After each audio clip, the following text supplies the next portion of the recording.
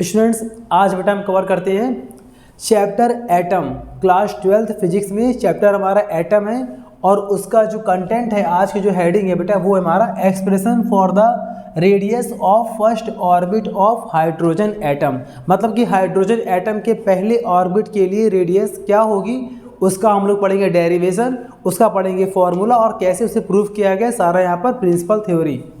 चलिए करते हैं स्टार्ट बेटा। यहाँ पे हम लोग सबसे पहले बेटा मैंने मान लिया कि हमारे पास ये एक हाइड्रोजन एटम का एक ऑर्बिट है बेटा। ये मैंने मान लिया हमारे पास एक ये ऑर्बिट है, ठीक है। यहाँ पर अच्छा, अगर ये ऑर्बिट है और यहाँ पर कहीं पर भी एक इलेक्ट्रॉन यहाँ पर रिवॉल्व कर रहा है, ये बेटा क्या है, इलेक्ट्रॉन ई माइनस, मतलब यहाँ पर कोई भी इलेक्ट्रॉन रिवॉल्व कर रहा है, ठीक है। और हमने इलेक्ट्रॉन को ज्वाइन कर दिया सेंटर पे, न्यूक्लियस है। अगर बेटा ये न्यूक्लियस होगा, ध्यान दीजिएगा, अगर ये न्यूक्लियस होगा तो मान लिया हमने सेंटर को O मान लिया, तो ये अगर ये न्यूक्लियस है तो यहाँ पे चार्ज क्या होगा, प्लस का, और कितना, Ze। याद रखिएगा किसी भी एटम, ये हमारे पास क्या है बेटा, ये हमारे पास है हाइड्रोजन एटम। तो किसी भी एटम के न्यूक्लियस पे जो चार्ज होता है वो उसके एटॉमिक नंबर का स्मॉल e से, यानी चार्ज ऑफ इलेक्ट्रॉन से मल्टीप्लाई कर देंगे तो उसके न्यूक्लियस का ओवरऑल चार्ज निकल आएगा, ठीक है ना। जैसे कि यहाँ पर मैंने आपको दिखाया पॉइंट ऊपर, यहाँ लिखा है प्लस Ze।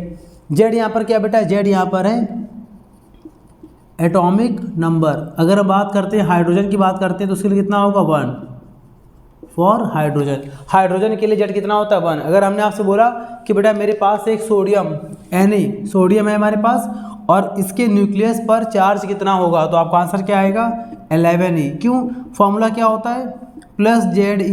जेड मतलब बेटा क्या होता है, एटॉमिक नंबर।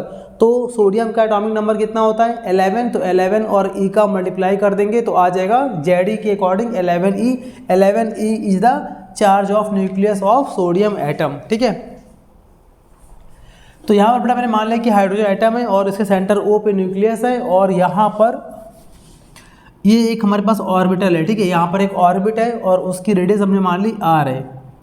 तो इस r रेडियस पर एक इलेक्ट्रॉन लगातार यहाँ पर रिवॉल्व कर रहा है, लगातार यहाँ पर मोशन में है, ठीक है ना। हमने बेटा यहाँ पर इसकी दिखा दी वेलोसिटी, कैसे, एक यहाँ पर ड्रॉ करना पड़ेगा टेंजेंट, ऐसे ड्रॉ किया टेंजेंट यहाँ पर ऐसे करके, और ये टेंजेंट लाइन इंडिकेट कर रहा है किसको, वेलोसिटी को। इस इलेक्ट्रॉन की वेलोसिटी को यहाँ पर एक टेंजेंट इंडिकेट कर रहा है, v यहाँ पर क्या है, वेलोसिटी ऑफ इलेक्ट्रॉन, ठीक है। अच्छा, अगर यहाँ पे इस सारे सिंबल्स को अगर यहाँ पर दिखाते हैं हम लोग, let small v be the velocity of the electron revolving around the nucleus having radius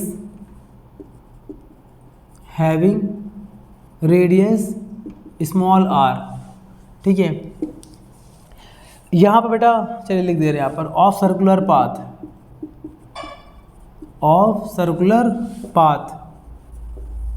बेटा पॉज करो, जरा पॉज करो, कोई आया है,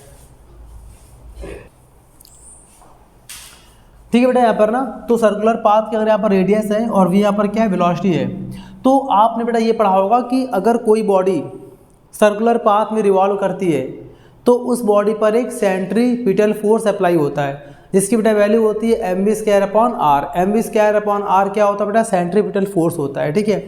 तो इस वाले इलेक्ट्रॉन पे एक फोर्स काम करेगा, since centripetal force on this electron is equal to, और जो इसका सेंट्रीपिटल फोर्स होगा वो बेटा किसके हुआ इक्वल, देखिए सेंट्रीपिटल क्या है, फोर्स है ना। तो अगर ये हमारा फोर्स होगा तो फोर्स कहीं ना कहीं से मिलता है, तो इस इलेक्ट्रॉन को घूमने के लिए जो सेंट्रीपिटल फोर्स मिल रहा है वो कहाँ से मिल रहा है, ये दोनों, रुकना है एक मिनट। जैसे मान लिया यहाँ पर कि अगर यहाँ पर इलेक्ट्रॉन को घूमने के लिए जो सेंट्रीपिटल फोर्स बेटा मिल रहा है वो कहाँ से मिल रहा है, वो दोनों चार्जेस के बीच में जो अट्रैक्शन फोर्स काम कर रहा है, जो यहाँ पे अट्रैक्शन फोर्स काम कर रहा है, उस अट्रैक्शन फोर्स से मिल रहा है। मतलब ये इलेक्ट्रॉन को न्यूक्लियस अट्रैक्ट कर रहा है। तो आपने फिजिक्स में लेसन फर्स्ट इलेक्ट्रोस्टैटिक में पढ़ा था आपने कि अगर यहाँ पर Q1 यहाँ पर Q2 है तो दोनों चार्जेस के बीच में यहाँ पर क्या होगा बेटा, फोर्स अप्लाई होगा, अट्रैक्शन फोर्स। वो फोर्स इसको गोल घूमने के लिए, सर्कुलर मोशन घूमने के लिए फोर्स प्रोवाइड करेगा। तो यहाँ पर हम कह सकते हैं कि centripetal force on this electron is equal to electrostatic force between electron and nucleus. ठीक है, अब बेटा जरा इसको हम जरा न्यूमेरिक फॉर्म में लाते हैं, सिंबल फॉर्म में। तो centripetal force on this electron, तो सेंट्रीपिटल फोर्स का फॉर्मूला क्या होता है बेटा, mv² is equal to electrostatic force between electron and nucleus. इन दोनों के बीच में कूलम्ब्स लॉ लगा देंगे तो फॉर्मूला होता है यहाँ पे 1/4πε0 इंटू Q1 Q2। तो बेटा यहाँ पर मान लिया Q1 कितना मान लिया हमने, Q1 ये है और Q2 यहाँ पर क्या है, ये है। देखिए आमतौर पे यहाँ पर माइनस होता है चार्ज में, बट यहाँ पर कूलम्ब्स फोर्स में हम लोग सिर्फ बड़ा बात करेंगे, मैग्नीट्यूड की बात करेंगे, माइनस प्लस से मतलब नहीं है। अपॉन में यहाँ पर क्या आएगा, r²। ठीक है बेटा, यहाँ पे r एक बार, यहाँ पे r दो बार, एक बार r कैंसिल कर देगा, यहाँ पे एक r कम बचेगा। तो यहाँ पे कितना पूरा आ गया, mv² is equal to 1/4πε0 into ZE² ऊपर इंटू कर दिया अपॉन में r।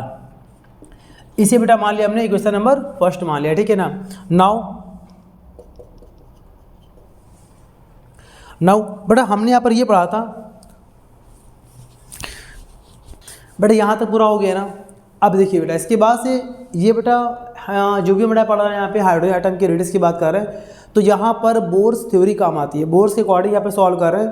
तो बोर्स के पॉस्टुलेट्स में, बोर्स के अजम्पशंस में आपने पढ़ा था, मेरे प्रीवियस लेक्चर में बताया था आपको मैंने, 3 अजम्पशंस में से एक उसमें से था अजम्पशन हमारा कि वो इलेक्ट्रॉन न्यूक्लियस के अराउंड घूमने में पॉसिबिलिटी होगी उनकी, वही इलेक्ट्रॉन न्यूक्लियस के अराउंड गोल घूम पाएंगे जिनके लिए एंगुलर मोमेंटम यानी कि mvr, this is the formula of angular momentum. तो mvr की वैल्यू NH/2π के इक्वल होगी, वही इलेक्ट्रॉन घूम पाएगा। तो यहाँ पर देखिए ये इलेक्ट्रॉन गोल घूम रहा है ना, ये इलेक्ट्रॉन लगातार कंटिन्यूअस यहाँ पर गोल घूम रहा है, यानी कि इस इलेक्ट्रॉन के लिए एंगुलर मोमेंटम यानी कि mvr की वैल्यू यहाँ पर NH/2π के इक्वल होगी, तभी ये रिवॉल्व कर रहा है, वरना ये रिवॉल्व ना कर पाता। तो बेटा यहाँ पर ये लगा देंगे कॉन्सेप्ट, हम यहाँ पे लिख देंगे। Now according to Bohr's assumptions, Bohr assumption के अकॉर्डिंग यहाँ पर अप्लाई कर देंगे तो हमारे पास बेटा यहाँ पे आ जाएगा mvr is equal to NH/2π। ठीक है बेटा, इसको बेटा मान लिया हमने क्वेश्चन नंबर 2। अब बेटा इसके बाद हम यहाँ पे ऊपर इसको इरेज कर रहे हैं, ध्यान दीजिएगा। अब बेटा से नोट कर लीजिएगा,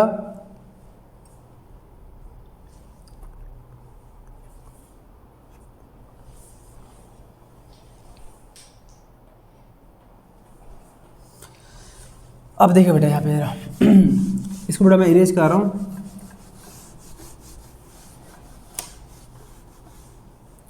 अब देखो यहाँ पर हम लोग क्या करेंगे, इक्वेशन 2 को हम स्क्वायर कर रहे हैं। अब यहाँ पर करेंगे now on squaring equation 2 we get. बेटा इक्वेशन 2 को अगर हम स्क्वायर करेंगे तो स्क्वायर दोनों तरफ करते हैं। यहाँ पर क्या आएगा, यहाँ पर स्क्वायर हो जाएगा, तो यहाँ पर क्या आएगा, यहाँ पे आएगा बेटा m² v² r² is equal to, यहाँ पर स्क्वायर सब में लग जाएगा तो यहाँ पे आएगा n², फिर h² अपॉन 2 का स्क्वायर 4π², तो यहाँ पे आ गया 4π²। इसी बेटा मान लिया हमने इक्वेशन नंबर 3 मान लिया। ठीक है, और इस थर्ड इक्वेशन में इक्वेशन नंबर फर्स्ट से हम डिवाइड करेंगे। इस थर्ड इक्वेशन को इक्वेशन फर्स्ट से हम डिवाइड करेंगे, और डिवाइड कैसे करेंगे, LHS को LHS से और RHS को RHS से। ठीक है, डिवाइड करते चलिए देखिए ख्याल से। Now on dividing equation 3 by equation first we gate.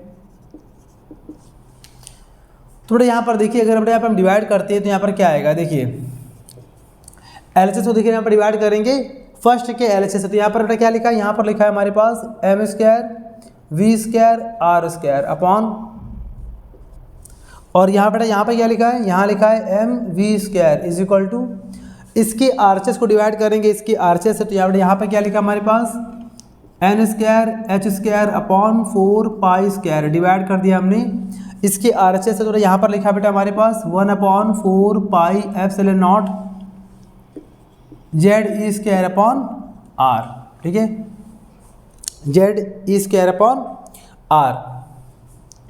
अब देखो बेटा यहाँ पर क्या आएगा, बेटा यहाँ पे हम 2 बार, यहाँ पे हम 1 बार है, कैंसिल हो जाएगा, एक एम ऊपर बचेगा, वी स्क्वायर पूरा कैंसिल आउट, बेटा हमारे पास बचेगा m r square is equal to, बेटा यहाँ पे क्या लिखा है, यहाँ लिखा है बेटा हमारे पास, इसको पूरा कॉपी कर देंगे ऐसे ही, N square H square upon 4 pi square, यहाँ पर देखिए डिवाइड है, यहाँ पर कर देंगे मल्टीप्लाई, नंबर उल्टा हो जाएगा, तो यहाँ पे आ जाएगा हमारे पास 4 pi epsilon naught into r, बेटा ये पूरा पार्ट हमारा ऊपर आ गया और ये पार्ट नीचे आ गया, ठीक है।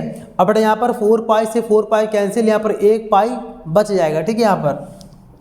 और यहाँ पर देखिए बेटा यहाँ पे आर कितनी बार, 2 बार, यहाँ पे आर 1 बार है, तो यहाँ पर आर से 1 आर कैंसिल, बेटा यहाँ पे क्या बचा हमारे पास M R is equal to, ठीक है बेटा यहाँ पर बचा हमारे पास एन स्क्वायर और एच स्क्वायर, 4 पाई से 4 पाई कैंसिल, बस यहाँ पर बेटा 1 पाई यहाँ पर बच गया है, ठीक है। और बेटा यहाँ पे कितना हमारे पास आ गया एप्सिलॉन नॉट अपॉन, यहाँ पर हमारे पास आ गया जेड पाई ई स्क्वायर। अब देखो बेटा इसके बाद से, बेटा इसके बाद से हम बेटा यहाँ पे m को ट्रांसपोज कर देंगे, तो m यहाँ पर मल्टीप्लाई में है, डिवाइड में आ जाएगा, तो हमारे पास आ जाएगा n square H square epsilon naught upon m Z pi e square. बेटा ये हमारा फॉर्मूला आ गया radius of hydrogen atom's orbit, मतलब हाइड्रोजन एटम के किसी भी ऑर्बिट के लिए रेडियस, ठीक है ना। अब बेटा इसको हम लोग ऐसे कर लेंगे, कैसे बेटा इसको हम लोग ऐसे कर लेंगे, यहाँ पे लगा देंगे चाहे तो आर एन लास्ट में, आर एन का मतलब क्या, हटा दीजिए, हटाइए कोई बात नहीं। सपोज अगर आपको मान लीजिए बेटा यहाँ पे पहले ऑर्बिट की यहाँ पर फाइंड कर रहे हैं रेडियस, मान लीजिए, तो यहाँ पर बेटा हम ऐसे करेंगे, यहाँ पर दिखा रहे हैं आपको फॉर फर्स्ट ऑर्बिट, तो बेटा पहले ऑर्बिट के लिए आपको यहाँ पे n की वैल्यू पुट कर देनी है 1, n की अगर वैल्यू पुट करेंगे 1 तो यहाँ पे आ जाएगा हमारे पास क्या r1 का मतलब पहले रेडियस के लिए यहाँ पर अप्लाई कर रहे हैं, ठीक है। तो यहाँ पर क्या आएगा बेटा हमारे पास n की वैल्यू 1 लगाएंगे तो 1 का स्क्वायर हट जाएगा, यहाँ पर क्या बचेगा h square epsilon naught upon m Z e square और पाई, आगे पीछे ले लीजिए कोई दिक्कत नहीं है। अगर बेटा यहाँ पे हमसे कहा जाए, मान लीजिए सपोज यहाँ पे कहा जाए हमसे क्या सेकंड, एग्जांपल दिखा रखा लिया आपको, तो इसका मतलब सेकंड का मतलब यहाँ पे n कितना होगा 2, तो यहाँ पर क्या आएगा 2 का स्क्वायर, तो यहाँ पे क्या आ जाएगा बेटा हमारे पास इंटू 4 और यहाँ पर कर देंगे 2। जो भी यहाँ पर आपको बेटा निकालना है ऑर्बिट, यहाँ पर n की वैल्यू को आपको पुट करते जाना, ठीक है। ये तो बड़ा मात्र एग्जाम्पल था, ठीक है हमारा, ये बेटा पूरा आपका यहाँ पर ड्राइव हो गया, ठीक। अब अगर इसमें आपको एक चीज़ दिखाते हैं, थोड़ा सा ध्यान दीजिएगा यहाँ पर, इसको मैं इरेज कर दे रहा हूँ, ध्यान दीजिएगा यहाँ पर। इसको बेटा हमने मान लिया क्वेश्चन नंबर 4 मान लिया।